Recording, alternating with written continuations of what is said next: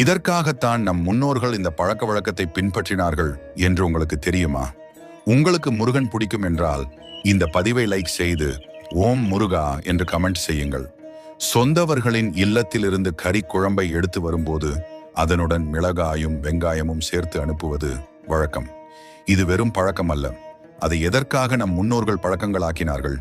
முதலில் கண் திருஷ்டியை தவிர்ப்பதற்காக, சுவையான உணவின் மீது பிறரின் கண் பட்டுவிடும் என்ற நம்பிக்கையால் மிளகாயும் வெங்காயமும் தீய சக்திகளை அகற்றும் என கருதினர்.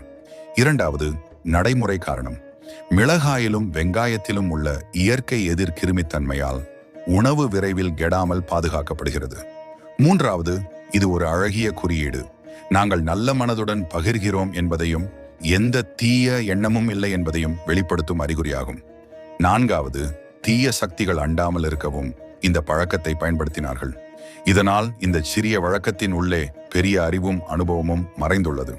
இதை போன்ற இன்னும் பல அர்த்தமுள்ள நம் பாரம்பரியங்களை அறிந்து கொள்ள எங்களின் பக்தி யூனிவர்ஸ் சேனலை பின்தொடருங்கள். நன்றி.